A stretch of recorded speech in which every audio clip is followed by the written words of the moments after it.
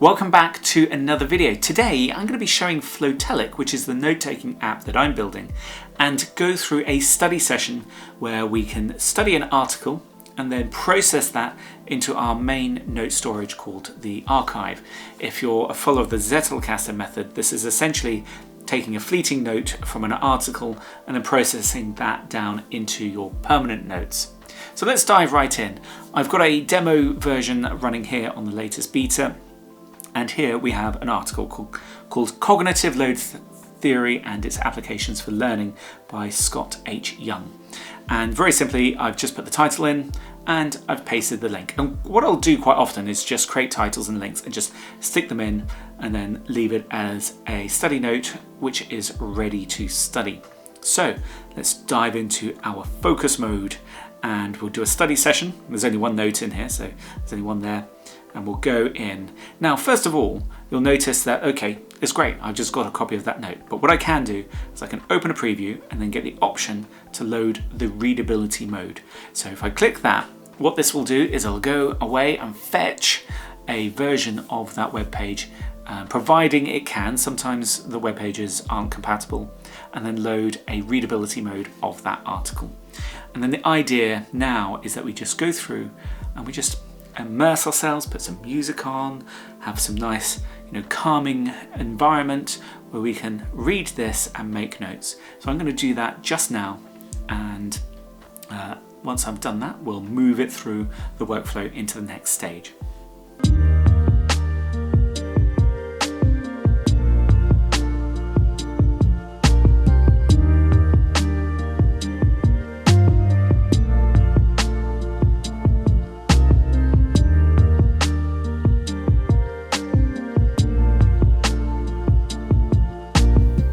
Okay, so I'm going to stop it here and basically take these notes and work them through into my permanent store. So what I've done is I've gone through here and I've started to write these notes. One technique that I like to do is to capture any thoughts or link it to other things. An example I did here is where we're talking about the cognitive load of learning something new, and it breaks it down into three parameters of which can make things harder to learn. That's the intrinsic load. That's the things that you know already. The more you know already, the easier it becomes, rather than trying to learn it from first principles. Extraneous load. That's where you have like background noise, distractions, disorganized notes. And then germane load. I didn't quite understand this, but I kind of thought it was going down a sense of where you can actually use things like additional practice and things like that to increase the effort to help build strengthen your ability to recall or store the new learning. I wasn't fully sure of what that one meant, but that's fine. But what I did come across here was talking about spare capacity of your working memory. So if you're learning something but you're not quite fully saturated, like having to 100% concentrate, then what you can do is you can start setting yourself challenges where you start looking at changing some variables. So for example, if I'm learning to draw and I'm trying to kind of pay attention to how the eye works, then maybe a variable I change is drawing eyes of different characters, where it's now same technique but in an unfamiliar setting. So that's what I've interpreted there. And what I wanted to do is say, is this the same as deliberate practice? And that's taking knowledge that I've got outside of the article and saying, okay, I'm now posing a question. I'm trying to link these things in my head, in my note taking, in my study session. And the idea of deliberate practice is where once you get good at something, you sort of increase the complexity, so you stretch yourself and start getting better at it by challenging yourself to work harder, essentially, but not going too hard. So it's called practice and then deliberate practice. And an example there would be learning the piano. You might know a song by heart. Deliberate practice would be then to play something you've not played before. Okay, so here we are, and I'm going to say that this study note is now ready to process. So I can come out of here and I can then come back down into Flowtelic, and then if I wanted to, in another session, I would do it at the same time. So let's organize this. So now I'm going to share how I would approach organising this study note into my permanent notes here. So I'm going to start with a permanent note called cognitive load theory. And this is a high level thing, and the idea of a permanent note, I like to use the Zettelkasten approach, where it's an atomic note, so I should be able to look at that and just understand what the high level meaning of cognitive load theory is. And the question is, do I know enough? I may not actually know enough from this, but I will say, it's a powerful framework from psychology developed by John Sweller in the 1980s. I wouldn't probably want to open with that. Do you know what? I don't actually. The article didn't really give a definition, so I can just look it up here on the Mac. So it's the cognitive psychology. Cognitive load refers to the used amount of working memory resources. Right. So now I've got an understanding. All fits in to the rest of the article. So cognitive load theory is the working amount of memory used to perform learning tasks, let's say. Okay, that's all I need to put there. I'm not precious about what I'm putting in here, I'm just demonstrating how I approach this. So what I can do here, I like to put it like a C also. Now I can start taking that and say, well, what's useful to link to this? So I might say the problem with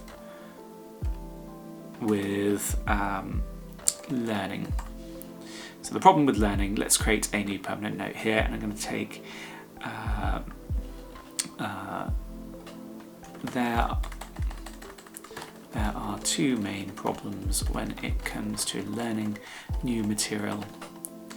One, learning is high effort, and two, we find some things easy but other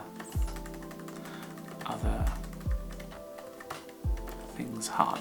I probably, if I was spending more time and not doing this in a video, I would probably delve a bit deeper into here. Having a completely blank slate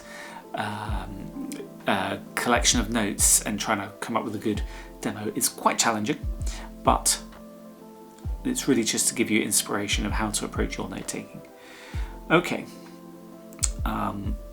so back here, I don't really need to answer that in my notes. So the problem with learning, so this actually relates, I'm just going to say,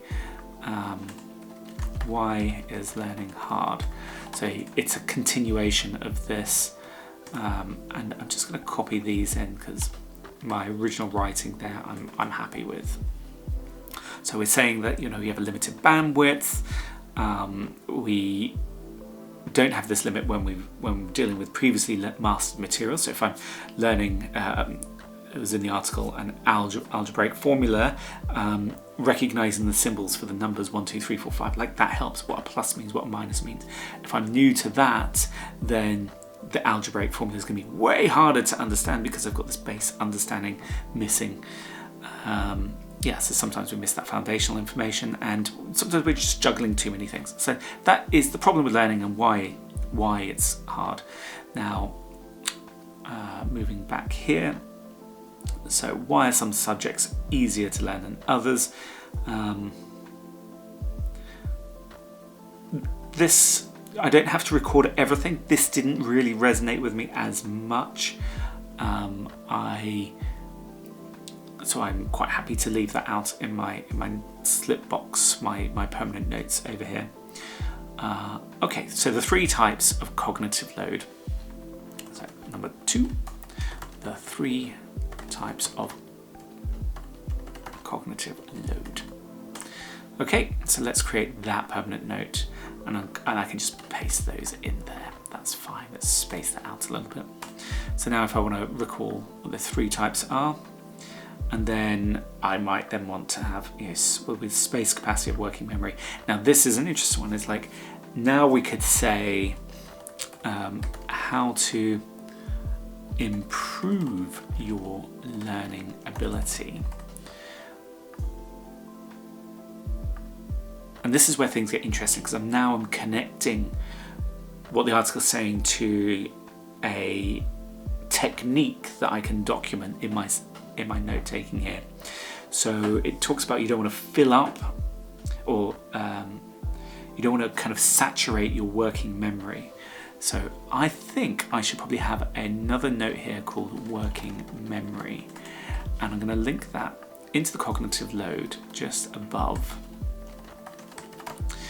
And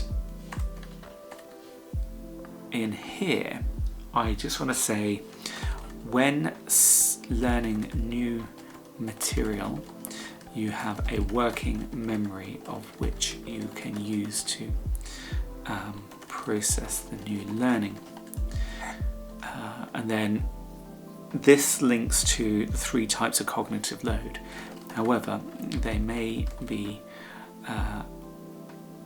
subjected to and I could say the 3 types of cognitive load. So now I've got this working memory reference in here. So how to improve your learning ability. So when your working memory is not saturated, so now I don't need to say what the working memory is and go into the detail of what constitutes. I've got that linked in. So when your working memory is not saturated, you can, and I said, you can use variable practice. And then is this, I won't put that there, but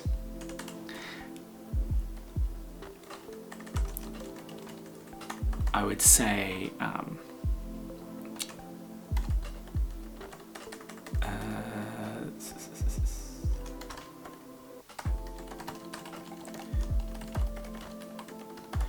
so I had a thought on deliberate practice, which now I want to capture in here, and I'll come to that in a moment.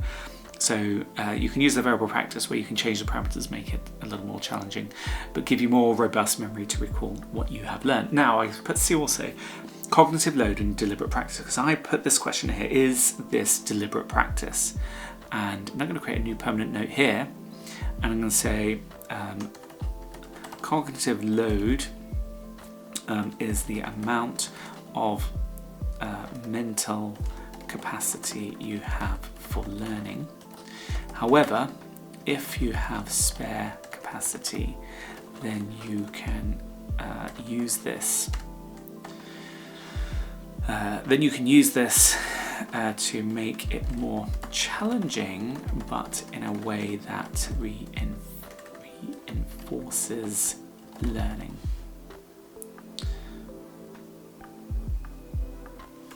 This is akin to DLIB, deliberate practice. Deliberate practice where you increase the challenge to learn and master new skills. And now I could create a permanent note of deliberate practice and then say deliberate practice is where you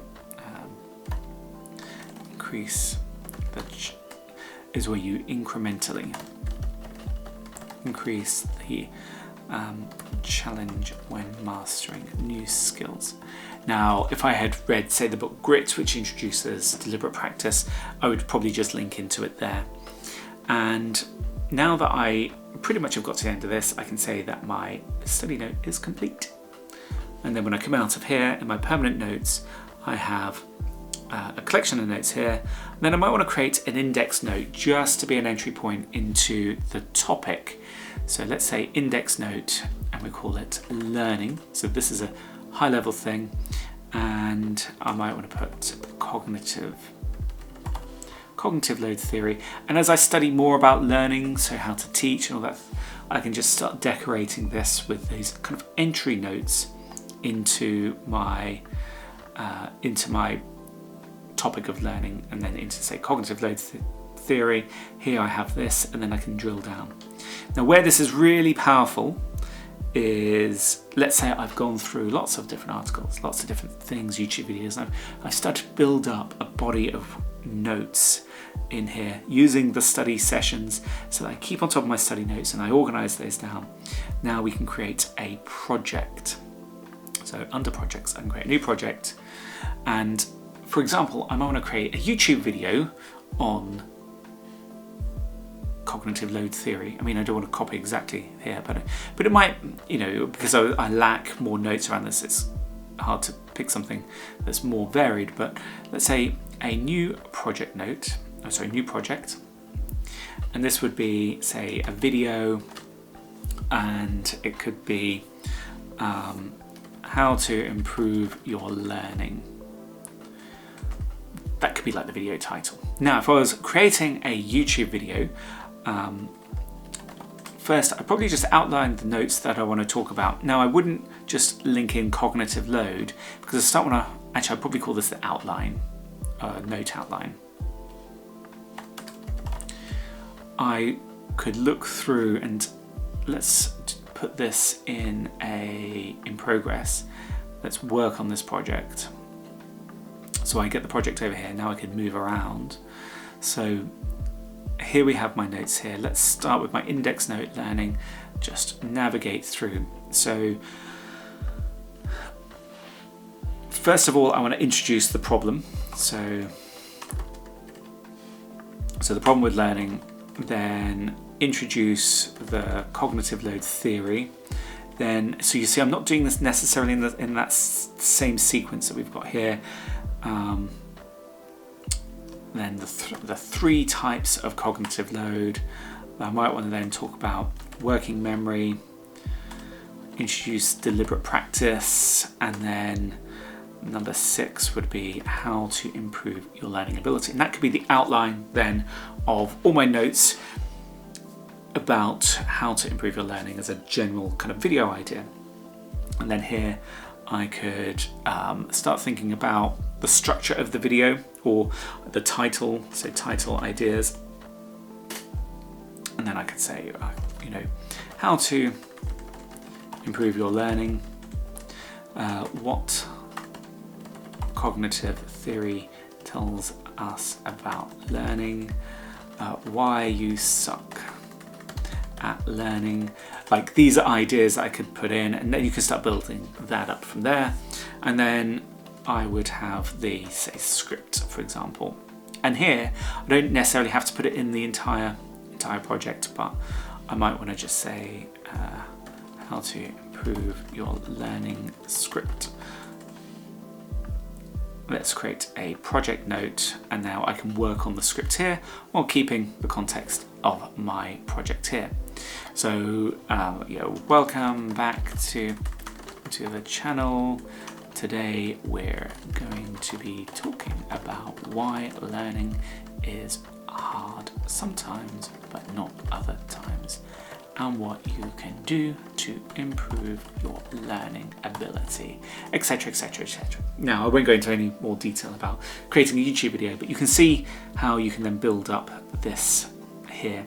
And then the cool thing is that if I'm now looking at my project that's in progress, I can open up the note stack on this side, and I can see all those notes that I'm referencing, and then I can see my script coming together. I can expand that out and just review it and things like that. So there you have it. That is an example of how you can use Flowtelic to go through study notes, process those into your permanent archive of notes, and then create projects from those. And while it's kind of a high-level view of it, using just one article, for example, I hope it's giving you a good idea of the different ways that Flowtelic can be used. Now, of course, Flowtelic is in the very early stages, and what I'm trying to get here is really nail the workflow of being able to take that knowledge through, articles, making the notes, putting them in, using the Zettelkasten way of doing things, and create projects out of there. And there'll be things that will be improved over time. For example, how what you can put into a note, how you interact with sub notes, child notes, projects, and all those kind of things. And all that gets me really excited of where Flowtelic is going. So if you want to support Flowtelic and join in and play with it, then head over to join.flowtelic.com, drop your email address in, and you'll get updates to the progress of that app, and give you an opportunity to feedback and share what you'd like to see in the app as well. So I hope you liked it, and if you do consider subscribing and giving this video a like, and I'll catch you in the next one.